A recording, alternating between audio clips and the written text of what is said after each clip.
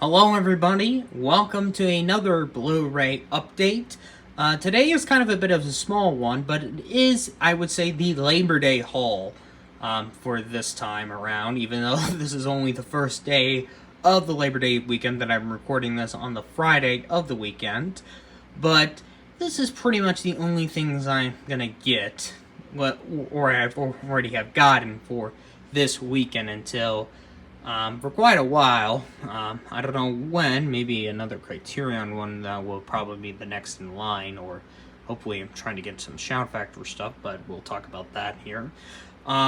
So yeah, I decided to go after a few weeks have calmed down, after the Little League World Series, or should I say just a week since that has occurred, but I decided to go to Alike Games, where they sell the used Blu-rays and games at around near of the plaza, where kind of like near my area, as I've talked about in previous Blu-ray updates. And ever since I had that issue with that man called Auto Blu-ray a couple of years, like 2 years back, I almost had stated that I was never going to get Blu-rays again from Walmart. Well, turns out I have gotten 2 already, because it's the only other place other than that game store that sells used games and Blu-rays. It's the only place we can get these physically. I don't know about like Dollar Tree or Goodwill, because I'm not really trusted about those, but just in the moment, outside of Amazon, those are the only 2 places I can get Blu-rays physically. So starting up, you can tell which ones are the used and which ones are the new ones that I got from Walmart. So the ones in the center here are Roman J. Israel Esquire from 2017 by Dan Gilroy, who did Nightcrawler, and 2003's Master and Commander, The Far Side of the World by Peter Weir.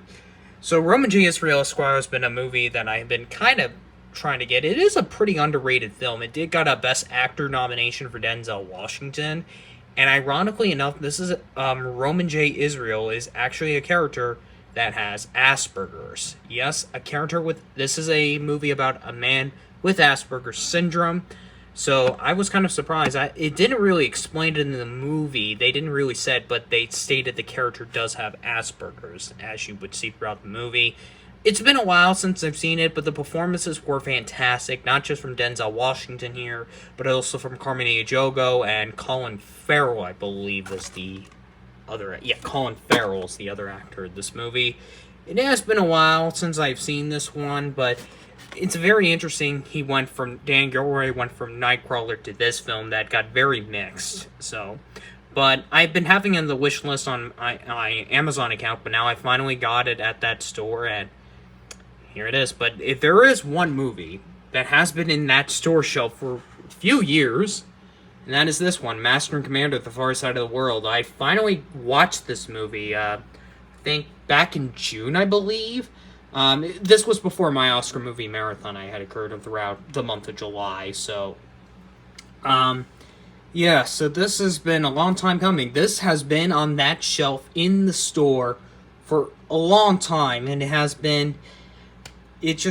been waiting and waiting to get a new owner after its original owner sold it to the store, and now finally it's in the hands of myself. I did watch this movie through Apple TV Plus, since it was streaming on that site. It was because it's kind of randomized, because as many of you probably don't know, I'm trying to watch doing this like Oscar movie marathon for the 2000s decade, and Master and Commander was another film from 2003. I have already gotten The Lord of the Rings, The Return of the King, Lost in Translation, Seabiscuit. I did saw Mystic River, but it wasn't my thing. This one would be 4th or 3rd between that and The Return of the King. I think it's probably the 3rd one, because it is an interesting unique adventurous movie, and it's been a while since I've seen the film, like at least 3 months or so I don't have a fond memory of it, but it was definitely a pretty great movie, I would say. I'm just don't know. Okay, with that being said, I'm finally glad I have it. But the 2 I really want to talk about are the 2 that I have gotten at Walmart. The Boy and the Heroine and Poor Things. And both of them are in good condition and on slipcovers. So, Actually, let me bring them over here so that they can actually take the spotlight if they can. So, when I was at Walmart, I was hoping to try to get at least any of the recent Oscar movies, specifically most of the 2023 movies. Now, I know there are some that obviously don't have a physical media yet, but there are some like Anatomy of a Fall that's on Criterion, or some like Il Capitano that is like part of a special Blu-ray group. I forget what it was, but I know I did saw it on Amazon. And then there are some like 20 Days in Mariupol that only have a DVD, or some like Naiad that doesn't have a physical one. So like I was hoping there was going to be a lot of them so I can have this big one, but only these two were there. I know Oppenheimer was, but the thing about it, I feel like when I was at Walmart, they had a lot more of the new 2024 movies. Like, they already had, like, Furiosa, Mad Max Saga already. I saw Kung Fu Panda 4, Doom Part 2 with as a 2-disc one with the first film. So I was a little bit worried that I might be going home. But, like, when I first entered into that, our physical media status at Walmart, I saw The Boy and the Heron, I was like, yes! And then I looked at another I saw Poor Things, and I was like, yes! And I was just so happy that I got these, because Poor Things, the main US one, was not on Amazon.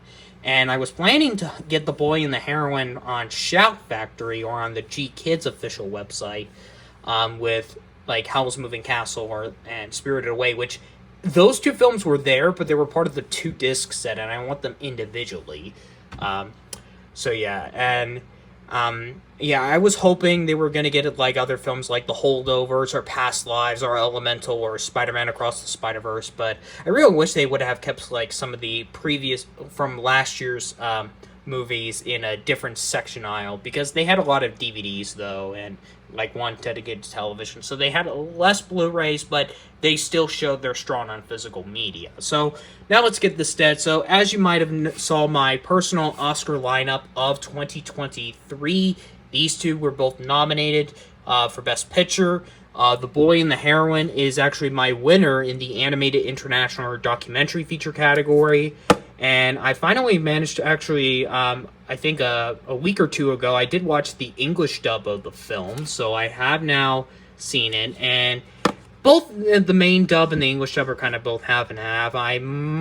It's kind of hard because they're both really interesting because it's just the heroine character is interesting with their respective voices, especially Robert Pattinson doing that exact voice in the Japanese dub but speaking in English. But I think this might be my favorite Miyazaki movie that I've seen from Hayao Miyazaki, of course. It won Best Animated Feature, deservedly so, and I love that it actually adds that sticker in there. And it says an exclusive poster, which I did look at it. So, yeah, I'm finally glad I got the Animated Feature winner. And for Poor Things, oh boy, this movie, I will probably have more of a bigger discussion and a potential video I want to do, but let me just say, Emma Stone, or now I call her Emily Stone, is probably my favorite actress working today. I mean, Bella Baxter is the character of the year, and Emily Stone gave the best performance of it. She was my Best Actress winner, and definitely deserving that Oscar. I would go more in depth with this movie, but I think I really want to talk a little bit, not as like an individual video on this movie, but something related to other films that I kind of relate to, but I'll probably get more into that.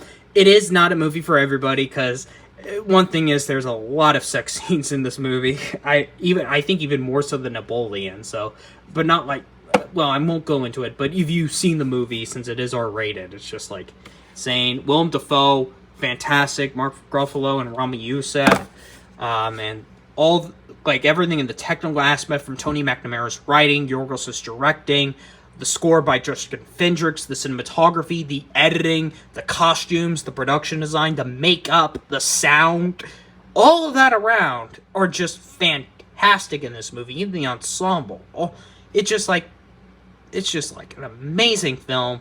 Obviously, it is an R-rated movie, so you can't watch it. So, But it is amazing I finally have it. So hopefully, maybe when I do get regular Blu-rays, hopefully I can try to get some of the 2023 movies I mentioned, like The Holdovers, Past Lives, Elemental, Across the Spider-Verse. But with that said, that kind of wraps it up for another regular Blu-ray update. So thank you guys for watching.